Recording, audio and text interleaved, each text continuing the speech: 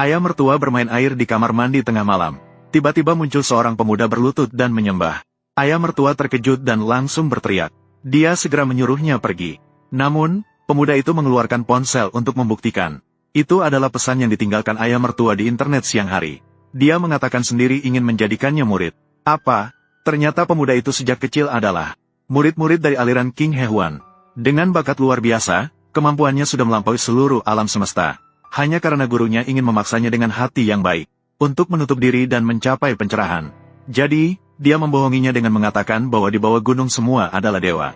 Melihat pemuda itu setengah percaya dan setengah ragu, gurunya hanya bisa mengeluarkan harta karun untuk membuktikan bahwa dia tidak bersalah. Guru, ini bukan harta karun Anda. Biasanya Anda tidak membiarkan saya melihatnya sama sekali. Silakan lihat sendiri. Itu membuat pemuda itu benar-benar percaya.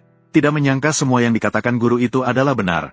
Kemudian, guru itu menyatakan, ia akan menutup diri untuk berlatih dan kemudian pergi jauh. Ternyata pemuda itu sangat tertarik dengan para dewa di bawah. Dia sangat tertarik. Jadi, dia diam-diam menyusup ke kamar gurunya, mencari harta karun. Setelah menemukannya, pemuda itu membolak-balik beberapa kali. Ini membuka sepenuhnya dunia hatinya. Dia bahkan tidak bermimpi bahwa ada banyak orang hebat di bawah gunung. Jadi, dia memposting di internet untuk mencari orang bijak dan menjadi murid. Akhirnya bertemu dengan kaisar jahat yang kejam. Harus mengajarkan dia keterampilan ilahi yang tiada taraf. Tanpa disadari, kaisar jahat ini adalah ayahnya. Ayahnya, setelah menerima informasi, tersenyum lebar. Tak pernah terbayangkan dalam mimpi, bahwa internet dipenuhi dengan kebodohan seperti ini. Segera meminta pemuda itu untuk mencari cara menemukan dirinya. Lalu mengajarkan pemuda itu buku rahasia bunga matahari. Pemuda itu sangat terexcited. Segera menggunakan indera ketiga untuk menemukan ayahnya. Tak disangka, ayahnya adalah sosok yang legendaris dengan tubuh murni yin. Pemuda itu segera bersemangat turun gunung untuk menjadi murid. Tak pernah terbayangkan baru saja turun gunung, dia menabrak seorang kakek yang hampir mati.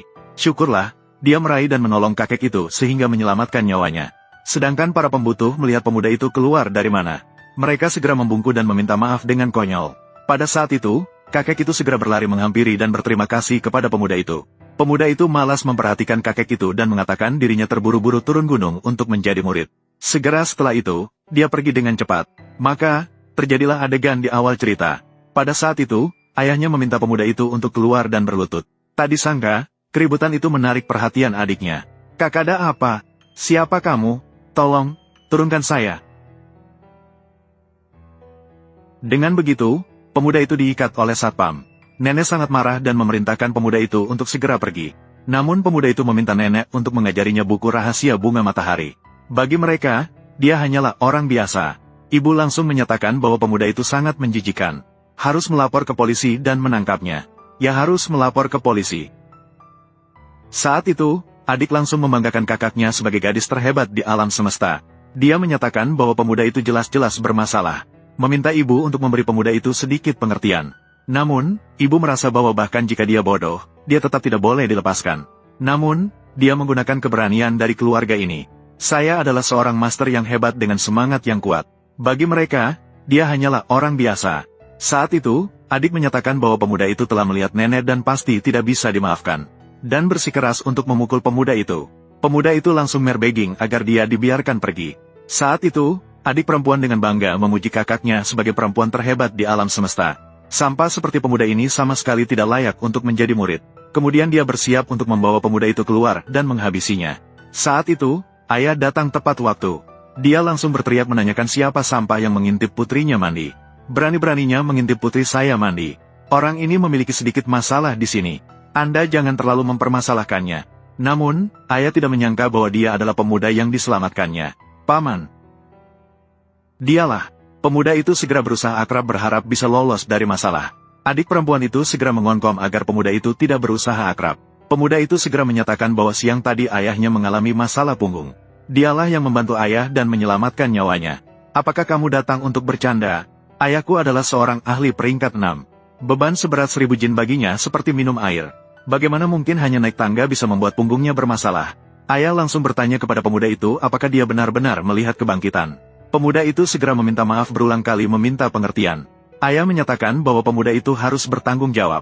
Pemuda itu ketakutan dan mengira dia akan ditangkap dan dijebloskan ke penjara. Ayah terus menyatakan bahwa kebangkitan masih bersih. Tapi sekarang namanya dicemarkan oleh pemuda itu. Kedepannya pasti tidak akan bisa menikah. Pemuda itu hampir menangis, mengharapkan agar tidak menangkapnya dan mengirimnya ke penjara. Aku ingin kamu menyuketi putriku. Aku tidak setuju. Saat itu ibu segera menyatakan bahwa pemuda ini adalah kodok jahat. Bagaimana dia berhak mendapatkan angsa? Adik perempuan juga ikut sependapat merendahkan pemuda itu. Pemuda itu juga segera menyatakan bahwa alasannya memang sangat buruk. Tidak layak untuk mendapatkan makhluk abadi. Kau datang lagi. Alasan omong kosong. Saya juga seorang dewa agung. Pemuda itu segera mendesak. Tidak disangka, adik perempuan juga adalah dewa agung. Tidak heran saya tidak bisa merasakan aura spiritualnya sama sekali. Dia kemudian terus mengeluh bahwa dirinya tidak pantas untuk wanita kaya. Ayah segera menduga bahwa pemuda itu hanya memiliki kekuatan tanpa kecerdasan. Namun, ia memiliki kecerdasan yang rendah. Namun, teringat bahwa pemuda itu memiliki kekuatan yang luar biasa, ia sama sekali tidak ingin melepaskannya. Segera dia mengadakan pernikahan untuk mereka. Wanita kaya itu juga mendesak, dan mereka pun menikah. Dia segera menyatakan bahwa dia tidak akan merelakan pemuda itu. Sementara itu, pemuda itu berpikir bahwa jika dia tidak bisa mengalahkan ayahnya, dia sudah lama melarikan diri. Namun, di hari bahagia ini, musuh ayah datang bertandang. Ia mengonkom untuk bertarung menentukan hidup dan mati. Semua orang merasa bahwa ini akan membawa malapetaka. Ayah sudah memiliki rencana. Karena dia memiliki mantu yang luar biasa. Dia bahkan berani bertaruh segalanya melawan pihak lawan. Kakek, kamu bingung? Jangan sampai Anda menyesal. Dengan Chen Yang, kami tidak mungkin kalah. Begitulah, pertarungan dimulai. Adik perempuan dengan sukarela terbang maju. Namun, dia langsung terjatuh. Aneh, kenapa dia tidak menggunakan sihir? Bukankah dia menyebut dirinya sebagai Dewa Agung? Apakah ini hanya omong kosong? Masih bukan lawan. Melihat seluruh keluarga dalam bahaya, ayah mendorong pemuda itu ke atas panggung. Hari ini aku akan menunjukkan padamu bagaimana aku menggunakan kekuatan kasar untuk mematahkan tulangmu. Setidaknya aku juga seorang praktisi Qiyin. Tapi kau hanya ingin bertarung dengan kekuatan kasar. Lawan tertawa mengejek pemuda yang sok. Minta dia segera menunjukkan jurus yang sebenarnya. Pemuda itu tidak menyangka bahwa lawannya sama sekali tidak menganggapnya serius. Dalam keadaan terdesak, ia hanya bisa mengeluarkan mantra pelindung yang diberikan oleh gurunya. Saat ia menggerakkan jari, cahaya emas melesat ke langit. Apa ini?